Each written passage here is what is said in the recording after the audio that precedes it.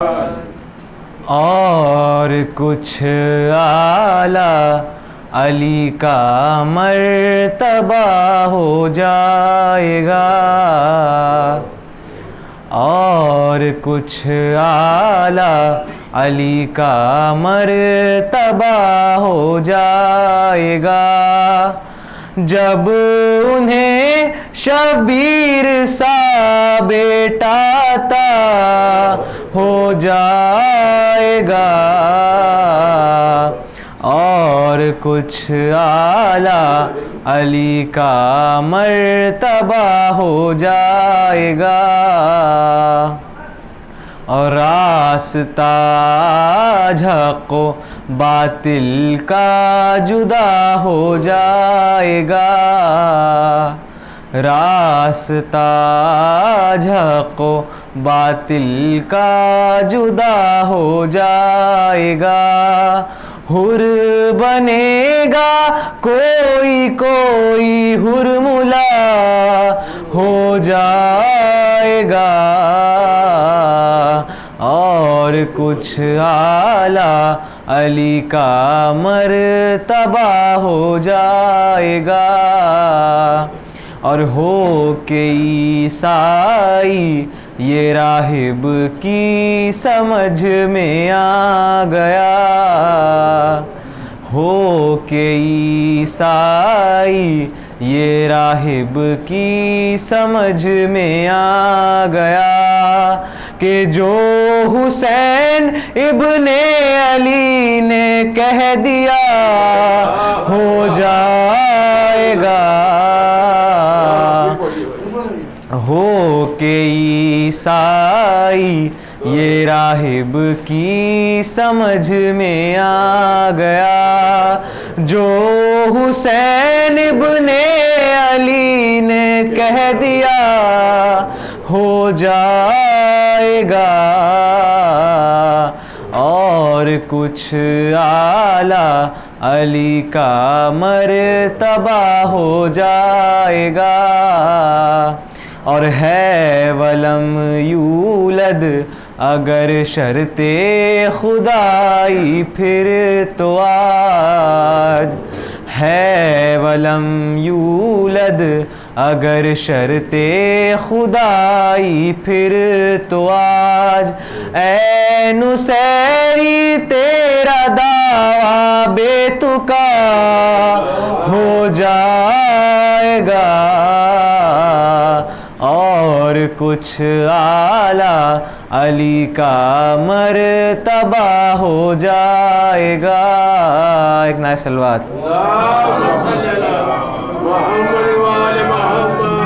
اور عین عین بے کے ساتھ الف اور سین لکھ کر دیکھنا، عین بے کے ساتھ الف اور سین لکھ کر دیکھنا، خود بخود ناد علی کا ترجمہ ہو جائے گا، اور عین عین بے کے ساتھ الف اور سین لکھ کر دیکھنا، خود بخود ناد علی کا ترجمہ ہو جائے گا،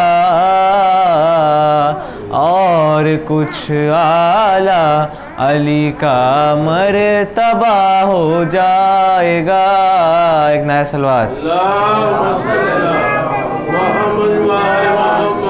اور کربلا والوں کا اس کو قاعدہ پڑھوائیے، کربلا والوں کا اس کو قاعدہ پڑھوائیے، ورنہ یہ سارا جہاں القاعدہ ہو جائے گا، کربلا والوں کا اس کو قاعدہ پڑھوائیے، ورنہ یہ سارا جہاں القاعدہ ہو جائے گا، اور کچھ اعلیٰ علی کا مرتبہ ہو جائے گا، جب انہیں شبیر سا بیٹا عطا ہو جائے گا، اور کچھ اعلیٰ.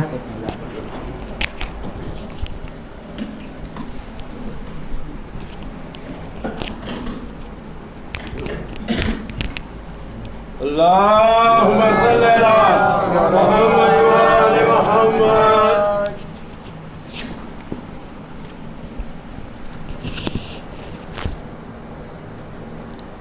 فاتحہ.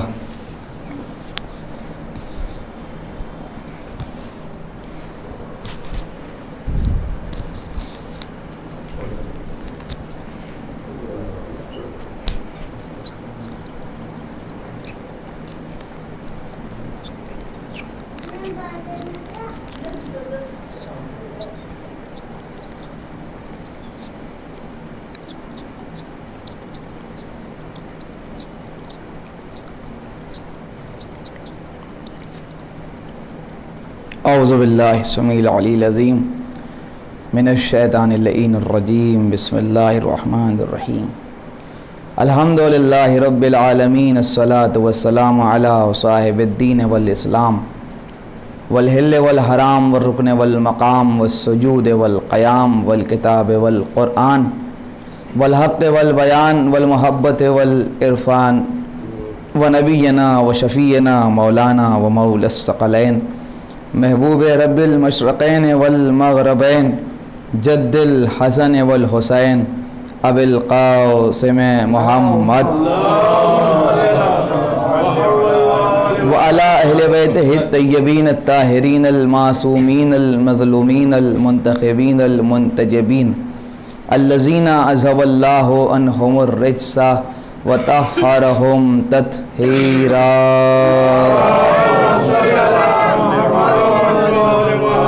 ولعنۃ اللہ علی اعدائہم وقتلتہم وغاصبی حقوقہم ومنکری فضائلہم ومصائبہم وسخاوتہم وولایتہم وعظمتہم وعطشہم اجمعین من یومنا ھذا الی قیام یوم الدین. اما بعد فقد قال اللہ سبحانہ تبارک وتعالی فی کتابہ المجید وفرقانہ الحمید وقولہ الحق. بسم اللہ الرحمن الرحیم. ان اللہ یأمر بالعدل والاحسان. صلوات پڑھیں. جگہ اندر تشریف لیں، آ جائیے اندر آ جائیے. ایک صلوات اور پڑھیں بر محمد علیہ.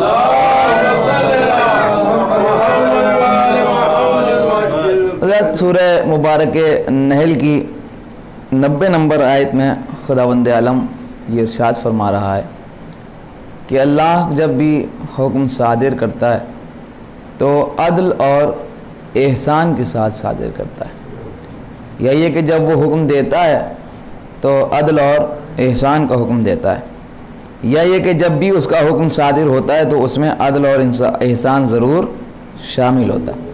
لیکن قبلہ یہ دو الگ الگ چیزیں ہیں، ایک عدل اور دوسرے احسان. عدالت کا ایک اہم ترین اہمیت ہمارے مذہب میں ہے. یہ لفظ مذہب ہم نے اس لیے استعمال کیا کہ ہمارے علاوہ اس کا وہ تصور نہیں ہے کہ جو ہمارے یہاں موجود ہے. میں آپ کی خدمت میں عرض کروں، بزرگ تشریف فرمائیں، ان کے سامنے تصدیق کے طور پر ہی بات بیان کی جا سکتی ہے کہ آپ اس بات کو سمجھیں کہ ہمارے یہاں نماز پڑھانے والے مولوی سے لے کے اللہ تک عدالت ضروری ہے. صلوات پڑھیں بر محمد وعلیہ. یعنی عدالت اتنی اہم ترین چیز ہے ہمارے مذہب میں کہ نماز پڑھانے والے مولوی کو بھی عادل ہونا چاہیے، چاند کی تصدیق کرنے والے مصدق کو بھی عادل ہونا چاہیے، امام کو بھی عادل ہونا چاہیے اور اللہ کو بھی عادل ہونا چاہیے. صلوات پڑھنے پر محمد آپ ذرا غور فرمائیں. اس لیے کہ ہمارے یہاں عدالت اصول دین میں شریک ہے. ہم اصول دین جب بیان پڑھتے ہیں بچوں کو پڑھاتے ہیں تو انہیں بتاتے ہیں کہ اصول دین 5 ہیں. ہمارے یہاں 3 اصول دین نہیں ہیں، 5 ہیں. 5 کا مطلب یہ کہ ہمارے یہاں اول توحید کے بعد دوسرے نمبر پر عدل ہے. عدل کا مطلب یہ کہ اللہ کو عادل مانتے ہیں، صرف ایک نہیں مانتے بلکہ اسے عادل بھی مانتے ہیں.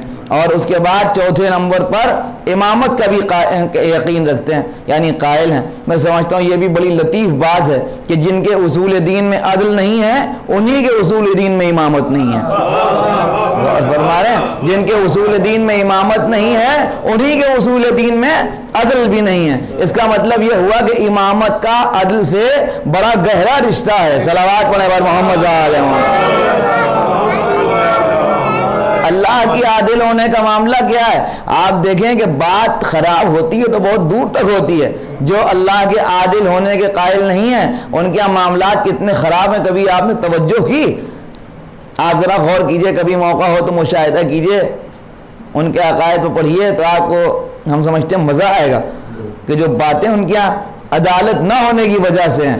مثلا ہمارا نظریہ یہ کہ جو نیکی کرتا ہے وہ جنت جائے گا، جو برائی کرتا ہے اسے سزا ملے گی. یعنی نیکی کرے گا تو ثواب ہوگا اور برائی کرے گا تو سزا ملے گی. لیکن آپ کو معلوم ہے ان کا عقیدہ کیا ہے؟ ان کا ضروری نہیں ہے کہ نیکی کرنے والا جنت ہی چلا جائے، ضروری نہیں ہے کہ برائی کرنے والا جہنم ہی چلا جائے. اگر اللہ نے چاہا تو ہو سکتا ہے کہ وہ نیکی کرنے والے کو بھی جہنم بھیج دے، ہو سکتا ہے کہ وہ برائی کرنے والے کو بھی جنت داخل کر دے. سمجھ رہے ہیں؟ اس کا مطلب کیا ہوا؟ اس کا مطلب یہ ہوا کہ اللہ کے موڈ پر ہے. بھائی اچھا موڈ ہے تو سب جنت چلے جائیں گے. معلوم یہ ہوا کہ روز محشر اگر اللہ کا موڈ اچھا ہے تو ایک سے ایک گناہگار جنت جا رہے ہیں، اور اللہ کا موڈ خراب ہے تو ایک سے ایک نمازی جہنم میں ہو کے جا رہے ہیں. سبحان اللہ، کیا کہنا. آپ غور کیجئے، بخشوانے پر تو مسلمان ایسے آگے ہیں. بخشوانے پر آئیں تو فرعون کو بخشوا دیں، نمرود کو بخشوا دیں، شداد کو بخشوا دیں. انتہا یہ ہے کہ یزید کو بخشوا دیں. قیامت ہے، خدا کی قسم قیامت ہے. یہ بغیرتی کی انتہا نہیں تو کیا ہے کہ وہ بخشنے پائے تو یزید کو بخش دے، شمر کو بخش دے، خولی کو بخش دے، فرعون کو بخش دے، شداد کو بخش دے. لیکن یہ کہ سب بخشے جا سکتے ہیں مگر یہ عزادار نہیں بخشے جا سکتے، یہ کالے کپڑے پہننے والے نہیں بخشے جا سکتے، یہ امام حسین پر رونے والے نہیں بخشے جا سکتے. سب کی مغفرت کی گنجائش ان کے یہاں ہے مگر ہمارے لیے دروازے بند ہیں. صلوات پڑھنے پر محمد علیہ وسلم. آپ سمجھ رہے ہیں؟ یہ ہے عدالت نہ ہونے کا اثر کہ وہ نمازیوں کو جہنم بھیجنے پر تیار ہیں، گناہگاروں کو جنت بھیجنے کے لیے تیار ہیں. لیکن ہمارا معاملہ کیا ہے؟ ہمارے یہاں کے قرآن پکار کے کہہ رہا ہے جس نے ذرہ برابر نیکی کی ہے وہ اسے بھی دیکھے گا، جس نے ذرہ برابر بدی کی ہے وہ اسے بھی دیکھے گا. یعنی اگر کسی نے نیکی کی تو اسے اس کا اجر مل کے رہے گا، اگر کسی نے ذرہ برابر بدی کی ہے تو اسے اس کی سزا مل کے رہے گی. اس کا مطلب یہ ہوا کہ یہ ہے اللہ کے عادل ہونے کا مطلب. یعنی وہ کسی اچھے کام کو چھوڑتا ہی نہیں اور کسی برے کام کو کرتا نہیں. اللہ کے عادل ہونے کا مطلب یہ ہے کہ کوئی اچھا کام وہ نہیں چھوڑتا اور کوئی برا کام وہ کرتا نہیں. مطلب یہ کہ جو کرتا ہے وہ اچھا ہی ہوتا ہے، برا کام وہ کرتا نہیں، اچھا کام وہ چھوڑتا نہیں. اب یہ کہ یہ الگ نظریے کا صاحب جو کرتا ہے وہ اللہ ہی کرتا ہے، بندہ کچھ کرتا ہی نہیں. خود ہمارے چھٹے امام جعفر صادق علیہ السلام کے زمانے میں ابو حنیفہ ہیں، 7ویں امام کنسینی کا عالم ہے. ملاقات ہو گئی، چھٹے امام نہیں تھے، مطلب گھر پہ تشریف نہیں رکھتے تھے. 7ویں امام سے ملاقات، ان کا وہ کہاں ہے، مجھے ان سے بحث کرنا ہے. امام نے پوچھا بھائی کیوں بحث کرنا ہے؟ اس نے کہا وہ کہتے ہیں کہ جو کرتا ہے وہ بندہ کرتا ہے، میں کہتا ہوں جو کرتا ہے وہ اللہ کرتا ہے، اسی مسئلے پر بحث کرنا ہے. امام نے فرمایا وہ تو نہیں ہے، ہم سے بحث کر لو. میں نے نہیں، انہی سے کریں گے، آپ چھوٹے ہیں. فرمایا ٹھیک ہے چھوٹے ہیں مگر ایک سوال پوچھ رہا ہوں جواب دے تو بعد میں ان سے بحث کرتے رہنا. یہ بتاؤ کہ جب سب کچھ اللہ ہی کرتا ہے تو پھر یہ جزا و سزا کیا ہے؟ غور فرمائیں کہ اگر نیکی بھی اللہ ہی کرتا ہے تو پھر جزا کسے دے گا، اور بدی بھی اللہ ہی کرتا ہے تو پھر سزا کسے دے گا؟ جب سب کچھ اللہ کے لیے ہی ہے تو پھر جزا بھی نعوذ باللہ اللہ کے لیے اور سزا بھی اللہ کے لیے. خاموش ہو گیا. کیا مطلب یہ کہ جو کرتا ہے وہ اللہ کرتا ہے. معاملہ یہ ہے کہ وہ اس مسئلے پر بضد ہیں کہ انسان مجبور ہے یا مختار ہے. کہنا مطلب انسان پورا مجبور ہے، جو کچھ کرتا ہے وہ اللہ کرتا ہے، بندہ تو کچھ کرتا ہی نہیں. مولا کائنات سے بھی آگے اس نے پوچھا یہ بتائیے بندہ مجبور ہے کہ آزاد ہے؟ یعنی جو کچھ کرتا ہے وہ بندہ ہی کرتا ہے یا اللہ کرتا ہے؟ حضرت نے بہت خوبصورت جواب دیا. امام نے فرمایا اپنا پیر اٹھا، جیسے امام نے کہا اپنا پیر اٹھا، اس نے اپنا ایک پیر اٹھا لیا. حضرت نے فرمایا دوسرا پیر بھی اٹھا. اس نے کہا یہ نہیں کر سکتا، دوسرا پیر نہیں اٹھا سکتا. کیوں؟ اگر دوسرا پیر اٹھاؤں گا تو گر جاؤں گا. امام نے فرمایا تو ایک پیر اٹھانے کو مختار ہے. ذرا غور فرمائے بھائی، بہت دیر مجھے آپ کی خدمت میں عرض نہیں کرنا ہے، بات تمام ہو رہی ہے. تو ایک پیر اٹھانے کو مختار ہے مگر دوسرا پیر اٹھانے پر مجبور ہے. یعنی آدھا مختار ہے آدھا مجبور ہے. یہ مختار ہے کہ ایک پیر اٹھا لے، دونوں پیر نہیں اٹھا لیتے اس لیے گر جائے گا. بھائی صحیح مسئلہ ہے، نہ پوری طریقے سے انسان مجبور ہے نہ پوری طریقے سے انسان مختار ہے. اللہ نے اسے الگ الگ آدھے آدھے کام دیے ہیں. کچھ چیزیں اس کے اختیار میں ہیں، کچھ چیزیں اس کے اختیار میں نہیں ہیں. مثلا یہ اختیار میں جھوٹ بولے سچ بولے، یہ اختیار میں نماز پڑھے نہ پڑھے، یہ اختیار میں بے ایمانی کرے یا سچائی سے کام لے، یہ اختیار میں ہے نیکی کرے یا برائی کرے، یہ اختیار میں ہے کہ ہمدردی کرے یا نہ کرے، یہ اختیار میں ہے کہ اچھا کام کرے یا برا کام کرے. یہ سارے اختیار میں ہیں. مگر یہ کہ کچھ چیزیں اللہ کے اختیار میں ہیں. مثلا رزق اللہ کے اختیار میں، موت اللہ کے اختیار میں، ہوا اللہ کے اختیار میں. آپ سمجھ رہے ہیں؟ عزت و ذلت اللہ کے اختیار میں. آپ غور کیجئے، میں سمجھتا ہوں بڑی عجیب بات ہے، ساری سینسیٹیو چیزیں جو ہیں وہ سب اللہ کے اختیار میں. بہت معمولی سے اختیار اس بندے کو دیے ہیں. ساری حساس چیزیں اللہ کے اختیار میں ہونے کے باوجود تو یہ انسان دائرے سے باہر ہوا جا رہا ہے. اگر خدا نہ خواستہ وہ سینسیٹیو چیزیں بھی اس کی اختیار میں ہوتی تو نہ جانے کتنوں کا پانی بند ہو چکا ہوتا اور کتنوں کی ہوا بند ہو چکی ہوتی. صلوات پڑھیں پر محمد علیہ صلوات اور پڑھیں سب مل کے پر محمد علیہ. مختصر سے اختیار اللہ نے اسے دیے ہیں مگر اس کے باوجود یہ دائرے سے باہر ہے. اگر اس کے عزت اس کے اختیار میں ہوتی اور ذلت اس کے اختیار میں ہوتی اور ہوا اس کے اختیار میں ہوتی تو پھر کیا ہوتا؟ ذرا غور کیجئے. جس سے ناراض ہوئے اسی کی ہوا بند، جس سے ناراض ہوئے اسی کا رزق بند، جس سے ناراض ہوئے اسی کے لیے ذلت ہے. آپ دیکھیے 2 لمحے اگر کوئی کسی سے ناراض ہو جائے تو کیا کیا کہتا ہے. صلوات پڑھیں پر محمد علیہ. غور کرنے کی بات. تو یہ ہے اللہ کا اختیار، اس کی عدالت. لیکن اللہ کی عدالت یہ ہے کہ وہ اچھے کام کو چھوڑتا نہیں اور برے کام کو کرتا نہیں. بندے کے لیے عدالت کا تعریف جو ہے وہ ڈیفینیشن جو ہے وہ دوسری ہے. اب بندے کے لیے کیا ڈیفینیشن ہے؟ علماء نے بہت ہلکی کر کے بیان کی. انہوں نے کہا اللہ کے عادل ہونے کا مطلب یہ ہے کہ وہ اچھا کام چھوڑتا نہیں اور برا کام کرتا نہیں. یہ ہے اس کی عادل ہونے کی پہچان. مگر بندے کے عادل ہونے کا مطلب یہ ہے کہ یہ گناہ کبیرہ کرتا نہ ہو اور گناہ صغیرہ پر اصرار نہ کرتا ہو. جو ایسا کرتا ہے وہ ہماری نگاہ میں ہمارے لیے عادل ہے، اس کی عدالت ثابت ہے. نماز پڑھنا ہے کسی عالم کے پیچھے، کسی مولانا کے پیچھے، کسی مولوی کے پیچھے، تو اس کے لیے ضروری ہے کہ وہ عادل ہو. عادل ہونے کا مطلب یہ ہے کہ گناہ کبیرہ کرتا نہ ہو، صغیرہ پر اصرار نہ کرتا ہو. سمجھ رہے ہیں معاملہ کیا ہے؟ ہمیں معلوم ہے کہ یہ ہمارے ہی جیسا آدمی ہے، ہمارے درمیان کا ہے، گناہ کرتا ہے جیسے ہمیں ویسے یہ بھی ہے، گناہ کرتا ہے. مگر یہ جو عدالت کا پردہ ہے یہ اسی لیے ہے کہ بھیا چونکہ ہم اس کے پیچھے نماز پڑھتے ہیں لہذا اس کی ذمہ داری ہے کہ کم از کم ایسا کام نہ کرے کہ اس کی عدالت مشکوک ہو. یہ کم سے کم ہمارے سامنے گناہ نہ کرے کیونکہ ہم اس کے پیچھے نماز پڑھتے ہیں. آپ ذرا غور کریں تو یہی فرق ہے عدالت اور عصمت میں. جو ہمارے سامنے گناہ نہ کرے اسے عادل کہتے ہیں اور جو کسی کے سامنے گناہ نہ کرے اسے معصوم کہتے ہیں. غور فرمائیں، صلوات پڑھیں سب مل کے اس سے بہتر صلوات پڑھیں بر محمد.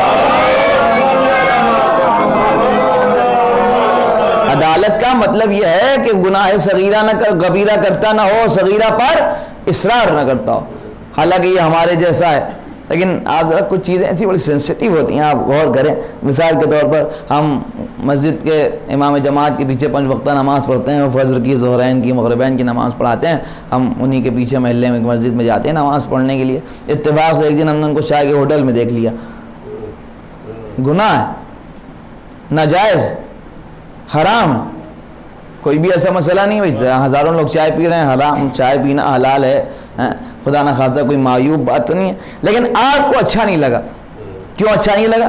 اس لیے اچھا نہیں لگا کہ آپ کی نگاہ میں وہ مولانا ہے، آپ ان کے پیچھے نماز پڑھتے ہیں، آپ کو لگا کہ یہ اچھی بات نہیں ہے. آپ نے ان کو دیکھا، آپ کو یہ معلوم ہوا کہ آپ کو وہاں نہیں ہونا چاہیے آپ کی نظر میں آپ کے جناب کو جن کے پیچھے آپ نماز پڑھتے ہیں، جو ہماری مسجد کے پیش نماز ہیں، آپ کے اعتبار سے ان کو وہاں نہیں ہونا چاہیے جہاں آپ نے ان کو دیکھا۔ آپ نے کہا یہ اگر بزرگ سے تو انہوں نے خاموشی سمجھا دیا، دیکھیے قبلہ اچھا نہیں لگتا، آپ وہاں ہوٹل میں چائے پینے کے لیے جاتے ہیں، وہاں اچھے لوگ نہیں آتے، ہمیں اچھا نہیں لگتا اس لیے کہ آپ مولانا ہیں، جناب ہیں، ہمیں نہیں اچھا لگتا کہ آپ نماز پڑھیں۔ ایک بات کہے بغیر میں یہاں سے آپ آگے نہیں بڑھوں گا۔ آپ مجھے بتائیے کہ آپ نے اپنی مسجد کا پیش نماز بنایا ہے، تب تو آپ چاہتے ہیں کہ یہ وہیں دکھے جہاں آپ چاہیں۔ ذرا غور فرمائے بھائی، یعنی کوئی ایسا کام نہ کرے جو معیوب ہو اور چلے جائے کہ اللہ نے تو آپ کو جب بھیجا تو بالکل خدا سے پاک و صاف تھے، کیا وہ نہیں چاہتا کہ بندہ ویسا ہو جیسا وہ چاہتا ہے؟ یعنی آپ مسجد کے امام جماعت کو وہاں دیکھنا نہیں چاہتے جہاں آپ کو اچھا نہیں لگتا، اور کیا اللہ آپ کو وہاں دیکھنا چاہے گا جہاں اسے دیکھنا اچھا نہیں لگتا؟ صلوات علی محمد علیہ۔ یہ ہے تقاضۂ عدالت، صلوات اور پڑھتے پر محمد علیہ اور فرمان ہے۔ تو یہ تقاضا ہے عدالت الہی کا، لیکن یہ ہماری عدالت ہے کہ ہم گناہ صغیرہ سے کبیرہ سے بچیں اور صغیرہ پر اصرار نہ کریں۔ لیکن میں آپ کی خدمت میں عرض کروں کہ امام کی عدالت مولا کائنات جناب امیر حضرت علی بن ابی طالب علیہ السلام، یا عدالت کا مطلب ہی کچھ اور۔ عام طور پر مولا علی کمال عدالت پر فائز ہیں، بے شک اس سے انکار نہیں ہے، لیکن بہت مختصر سے لوگ یہاں تشریف فرمائیں، لیکن بزرگ بیٹھے ہیں، ان کے درمیان ایک جملہ کہوں گا، محسوس کیا تو انشاءاللہ یہ ضرور اس بات کو محسوس کریں گے کہ علی کمال عدالت پر فائز نہیں ہے، بلکہ علی روح عدالت ہے۔ یعنی مولا کائنات کا جو ان کا عمل ہے، آپ کے اعتبار سے میں دونوں چیزوں پر تذکرہ کروں، یعنی کمال عدالت جناب امیر کے لیے ہے، ان کی زندگی میں کمال پر ہے اپنے عدالت، مگر علی کمال عدالت ہی پر فائز نہیں ہے، بلکہ علی روح عدالت ہے۔ اگر علی نہیں ہے تو پھر عدالت ہی نہیں ہے، اگر علی ہے تو عدالت ہے۔ اس کا مطلب یہ ہوا کہ عدالت کے ثابت ہونے کے لیے علی کا ہونا ضروری ہے۔ صلوات پڑھے بر محمد علیہ۔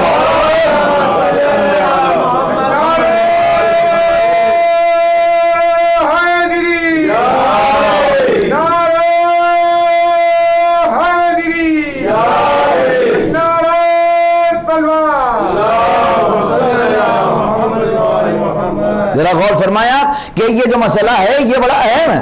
مولا کائنات کی عدالت اور ان کے عدل پر بہت سی باتیں بیان ہوتی ہیں۔ آپ دیکھیں کہ مثال کے طور پر خود ایک بہت بڑا رائٹر گزرے جارج روداق، اس نے جناب امیر کے لیے بہت کچھ لکھا، عدالت کے سلسلے سے کتاب لکھی، الصوت العدالت الانسانیہ، اردو میں ترجمہ ہوا ندائے عدالت انسانی، انگریزی میں ترجمہ ہوا دی وائس آف ہیومن جسٹس۔ جس زبان میں بھی ترجمہ ہوا شورۂ آفاق ہو گئی۔ اس نے جناب امیر کے لیے کتاب لکھی تھی۔ جب اس نے لکھی تو کتاب لکھنے کے بعد وہ مسلمانوں کے گروہوں کے پاس گیا، ادھر ادھر گیا کہ بھئی دیکھو ہم نے تمہارے پیشوا کے لیے یہ کتاب لکھی ہے اور ہم یہ چاہتے ہیں کہ یہ کتاب چھپ جائے، لیکن ان بیچاروں کا پڑھنے لکھنے سے کیا تعلق؟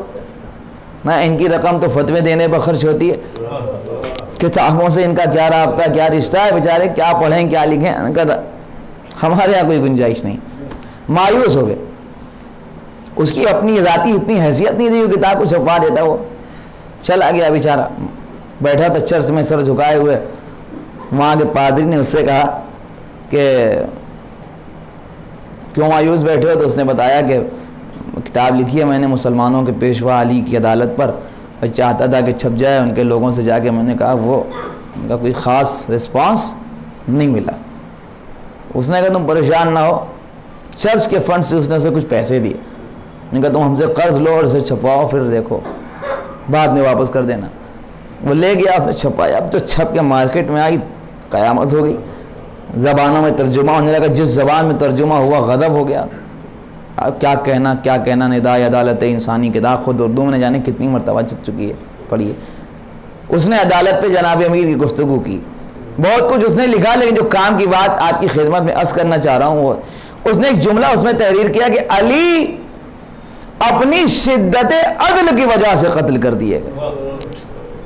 یعنی مولا علی کی جو شہادت ہوئی وہ ان کے عدل میں شدید ہونے کی وجہ سے، عدل زیادہ، شدت عدل کی وجہ سے قتل ہو گئے۔ اور صرف یہ اسی کا ذکر نہیں بلکہ خود معاویہ ابن ابو سفیان نے، جس نے سازش کی جناب امیر کی شہادت کی، قتل کی. جب شہادت کی خبر پہنچی تو اس نے ہاتھ مل کے کہا کہ آج کے بعد علم و فقہ کا خاتمہ ہو گیا، اور علی کو ان کے عدل نے قتل کر دیا. کیا مطلب یہ کہ علی کی کوئی خطا نعوذ باللہ نہیں تھی، صرف یہی تھا کہ وہ اپنے عدل میں بڑے شدید تھے. ظاہر سی بات ہے یہ انہوں نے بیان فرمایا تھا چوتھی خلافت حاصل کرنے ظاہری خلافت کے موقع پر کہ دیکھو بھیا اگر ہمیں بٹھاؤ گے تو یاد رکھنا کہ اگر کسی کے طرف ایک درہم بھی آ رہا ہے تو حلق میں ہاتھ ڈال کے نکال لوں گا. یعنی عدل کے خلاف تو علی سے حکومت میں کوئی تصور ہی نہیں تھا. تو اس نے کہا کہ علی کو ان کے عدل نے قتل کر دیا. جملہ کہوں یقین جانیے بھائی رائے نہ کیجیے گا، معاملہ یہ ہے کہ خود اس کا کہنا بتا رہا ہے کہ جب عدل مجسم ہو تو علی بنتا ہے اور ظلم مجسم ہو تو معاویہ بنتا ہے.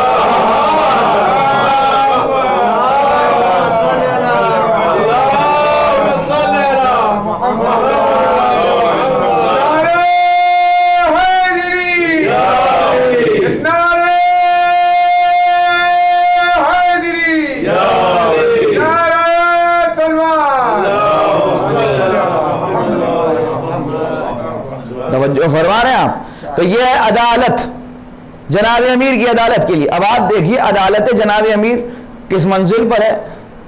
جناب امیر کی عظمت ماشاءاللہ، یہاں مومنین بیٹھے ہیں، علی ولی اللہ کہنے والے بیٹھے ہیں، ان کی محبت کا دم بھرنے والے بیٹھے ہیں، ان پر جان نثار کرنے والے بیٹھے ہیں. ہمارا معاملہ تھوڑا سا الگ ہے.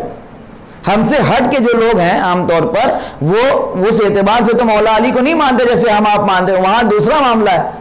وہاں یہ کہ وہ بشریت کے اعتبار سے دیکھتے ہیں تو کہتے ہیں کیا علم ہے، کیا سخاوت ہے، کیا شجاعت ہے. حالانکہ وہ بھی ایک فضیلت ہے جناب امیر کی کہ خود پیغمبر نے کہا علی خیر البشر من ابا فقط کفر.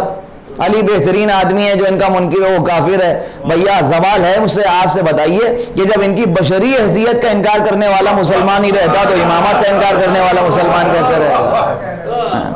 تو یہ تو معاملہ بشریت کے اعتبار سے. پھر صاحب کیا کہنا ان کی عدالت کا معاملہ یہ ہے کہ بس بات تمام ہو رہی ہے.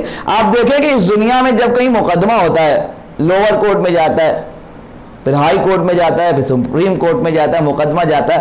لوور کورٹ میں مقدمہ دائر ہوا، پیشیاں ہو رہی ہیں، تاریخ یہ وہ سب. اس کے بعد فیصلہ آ گیا.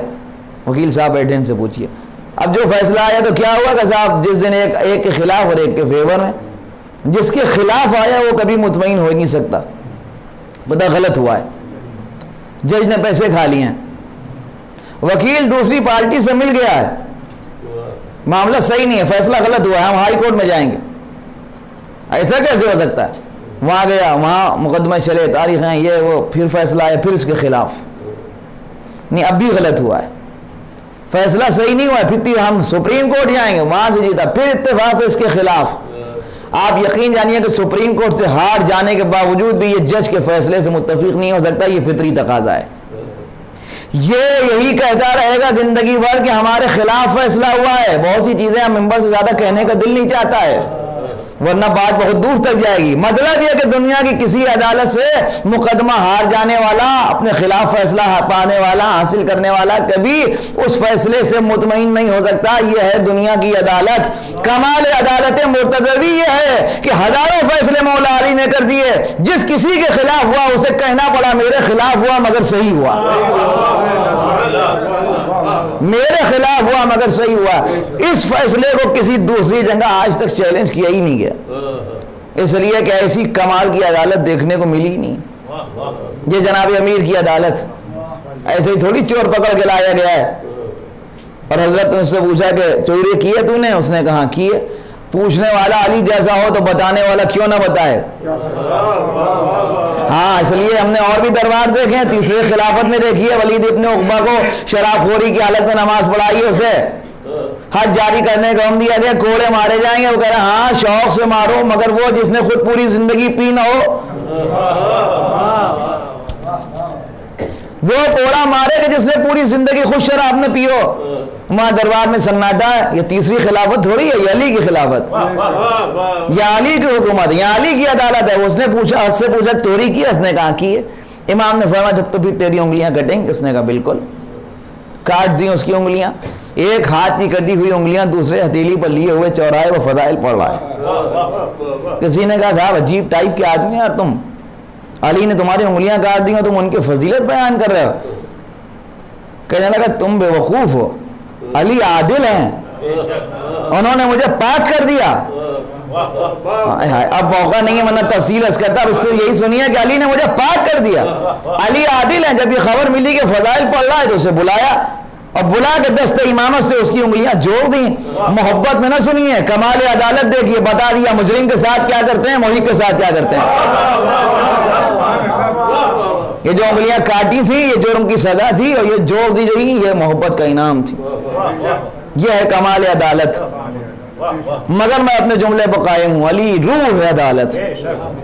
دلیل کیا ہے؟ دلیل یہ ہے کہ یہ کمال عدالت کے باوجود روح عدالت کا معاملہ یہ ہے کہ جناب میثم تمار عظیم ترین ہستی, تشیع کے باپ میں جناب میثم تمار کو کون نہیں جانتا. اگر کوئی میثم کو نہیں جانتا تو اس کی تشیع مشکوک ہوتا ہے. اگر کوئی کہے ہم میثم کو نہیں جانتے اور یہ بھی کہے کہ ہم شیعہ ہیں تو ہمیں سوچنا پڑے گا ہے بھی یا صرف کہہ رہا ہے, اس لیے کہ یہ کیسا آدمی میثم کو نہیں جانتا. تو میثم کو تو سبھی جانتے ہیں. کیا عظمت ہے میثم تمار کی؟ علماء بیان کرتے ہیں میثم کی عظمت یہ ہے کہ اگر عدالت کے بعد اور عصمت سے پہلے کوئی اور لفظ بیچ میں ہوتا تو ہم میثم کے لیے وہ استعمال کرتے ہیں. یعنی منزل عدالت سے میثم آگے بڑھ چکے ہیں. عدالت کی ابتدا یہ ہے کہ گناہ کبیرہ نہ ہو اور گناہ صغیرہ پر اصرار نہ ہو. یہ کمال عدالت ہے کہ تصور گناہی ختم ہو جائے اور جوہر عصمت نظر آنے لگے. معصوم تو نہیں کہہ سکتے ہم, مگر یہ چاہتے ہیں کہ اگر ان دونوں کے درمیان کوئی لفظ ہوتا تو ہم وہ استعمال کرتے. اب میں اپنا عقیدہ پڑھ رہا ہوں, اگر کوئی متفق ہو تو بولے, باقی سب خاموش بیٹھے. معاملہ یہ ہے کہ اگر کوئی ان کی محبت میں کردار میں اتنا بلند ہو جائے تو ہمارے علماء اسے تو غیر معصوم کہنا اچھا نہیں سمجھتے ہیں. تو جو پوری زندگی علی کی آغوش میں پلے وہ غیر معصوم کیسے ہو سکتا ہے؟ یہ شان ہے اہل بیت علیہ السلام. جناب میثم تمار کی عظمت یہ ہے کہ اگر علماء یہ سمجھ رہے ہیں, وہ کہہ رہے ہیں کہ آپ ان کو عادل کہنا ان کے شایان شان نہیں, اس لیے کہ یہ عدالت کی منزلوں سے آگے بڑھ چکے ہیں اور غیر معصوم کہنے کو بھی دل نہیں چاہتا. یعنی اس قدر گناہوں کا تصور ختم ہو چکا ہے میثم کی زندگی میں. تو یہ کمال عدالت ہے, علی روح عدالت ہے. صلوات پڑھیں بر محمد بس. یامر بالعدل والاحسان, عدالت کا تقاضا ہی. اور احسان کیا ہے؟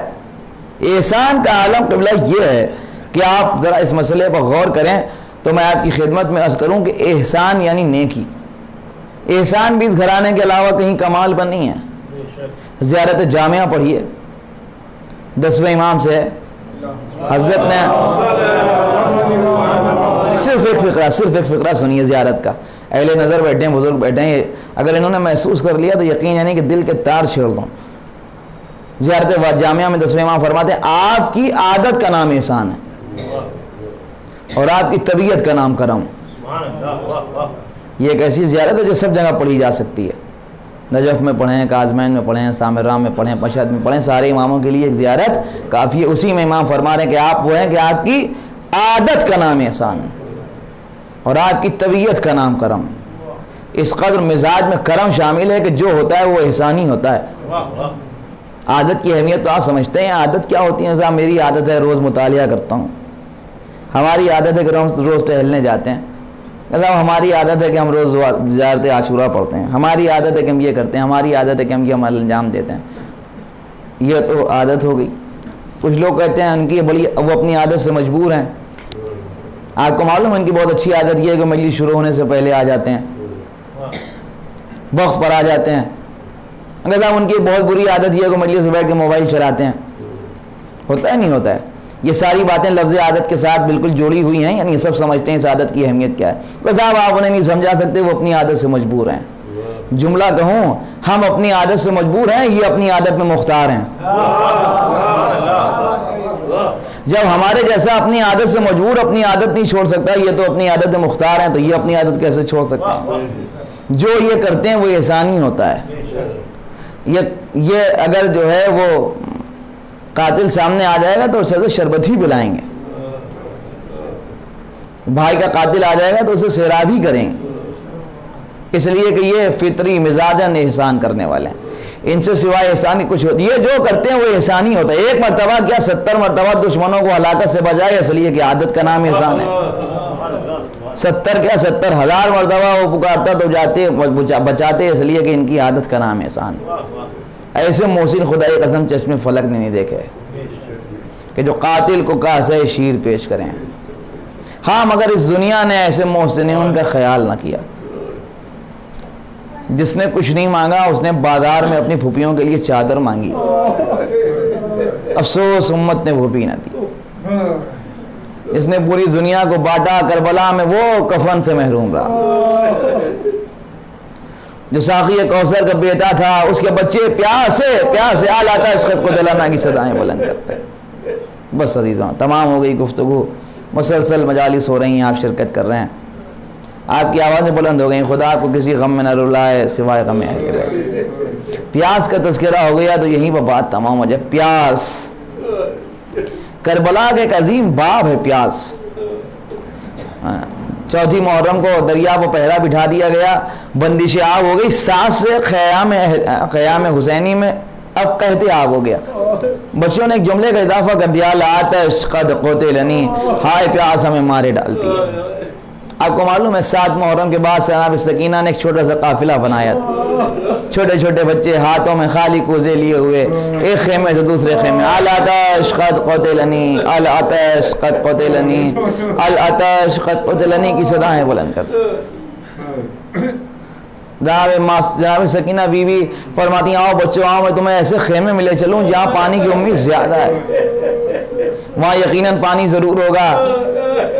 وہاں لے چلوں جہاں علی اصغر کا جھولا ہے، ہو سکتا ہے میری پھوپھی نے میرے بھیا کے لیے پانی بچا کے رکھا ہو، اگر پانی ہوا تو میں تھوڑا سا پانی تمہیں ضرور پلاؤں گی. چھوٹے چھوٹے بچوں کو لے کے بی بی خیمے میں آئیں. کیا قیامت کا منظر دیکھا. عجیب منظر یہ تھا کہ اب علی اصغر گہوارے میں نہیں، حضرت زینب کے ہاتھوں پہ ہیں. ماہیے میں آپ کی طرح کبھی منہ کھولتے ہیں کبھی بند کر لیتے ہیں. حضرت زینب کی بے چینی یہ کہ بی بی گھبرا کے کبھی اٹھ جاتی ہیں کبھی زمین پہ بیٹھ جاتی ہیں. بار بار جناب ام ربا پوچھ رہی ہیں بی بی میرا بچہ زندہ ہے یا مر گیا. یہ شدت پیاس کا عالم دیکھ کے جناب سکینہ نے دیکھا بچوں کے ہاتھ سے کوزے چھوٹ گئے. اے بچوں آپ پانی کا تصور نہ کرو، اس لیے کہ اگر پانی ہوتا تو علی اصغر پیاسے نہ ہوتے. ہاں عزیزوں یہی وجہ ہے کہ کربلا سے لے کے شام تک عجیب و غریب مناظر کا مشاہدہ ہوا. ہاں عزیزوں میں کیا آپ کی خدمت میں عرض کروں، پیاس یہی وجہ تھی کہ جناب عباس سے امام حسین نے پانی کا اہتمام کرانے کے لیے بھیجا. ہاں عزیزوں عباس گئے تو مگر پانی خیموں میں نہیں آیا. اب اس کے بعد جب امام حسین جانے لگے، تاریخ کہتی ہے سکینہ بی بی نے ان سے پوچھا کہ بابا آپ کہاں جا رہے ہیں، تو امام نے فرمایا بچی میں ہو سکتا ہے تمہارے لیے پانی کا اہتمام کر دوں. بس جیسے ہی پانی کا نام آیا بی بی طرف پہ کہنے لگی اے بابا جانے ہیں تو جائیے، میں جانے سے نہیں روکتی مگر خدا کے لیے یہ کہہ کے نہ جائیے، اس لیے یہی کہہ کہ ہمارے چچا عباس بھی گئے تھے. ہاں رضو یہ تو کسی کو نہیں معلوم کہ سکینہ بی بی کی پیاس کا بجھی. ہاں اگر کوفے کے بازار میں ام حبیبہ نام کی خاتون پانی لے کے آ گئی تو کہنے لگی اس بچی کو پانی پلا دیجئے اور اس سے کہہ دیجئے کہ ہمارے حق میں دعائیں کر دے. ہاں جو پانی آنا تو نظر آیا مگر سکینہ کا پینا تھا نظر نہیں آیا. بیوی نے اس کے لیے دعائیں کر دی، لیکن جیسے ہی تیسری دعا سنی تو زینب تڑپ گئی. تیسری دعا کیا ہے بی بی کہ میری تیسری دعا یہ کہ مجھے جلد مدینے جانا نصیب ہو. مدینے کا نام سنا ہے زینب، جناب زینب کہتی ہے بی بی تم مدینے کیوں جائے گی، میں مدینے میں اپنے آقا حسین سے ملوں گی، شہزادیاں زینب ام کلثوم سے ملاقات کروں گی. اے بی بی تم زینب کو دیکھو گی تو پہچان لو گی. وہ کہنے لگی آپ کو معلوم ہے آج معاشرے میں میری بڑی عزت ہے، بچے مجھے سلام کرنا نہیں بھولتے، جہاں چلی جاتی ہوں لوگ میرا احترام کرتے ہیں، جو کہہ دوں سب اس کے اوپر عمل کرتے ہیں. آپ کو معلوم ہے کیوں؟ اس لیے کہ میں نے بچپن میں علی و فاطمہ کی بیٹیوں کو آغوش میں پالا ہے. اگر میں نہیں پہچانوں گی تو کون پہچانے گا. بھائی یہ کہنا تھا کہ زینب کے چہرے سے بالوں کو الٹ دیا. اے ام حبیبہ کہاں پہچانا میں زینب ہوں، یہ ام کلثوم انہوں کے نیزہ پر میرے ماجائے کا سر بلند ہے. اے ام حبیبہ ہمارا گھر کربلا میں لوٹ لیا گیا، یہ بچی کوئی اور نہیں حسین کے سینے بس ہونے.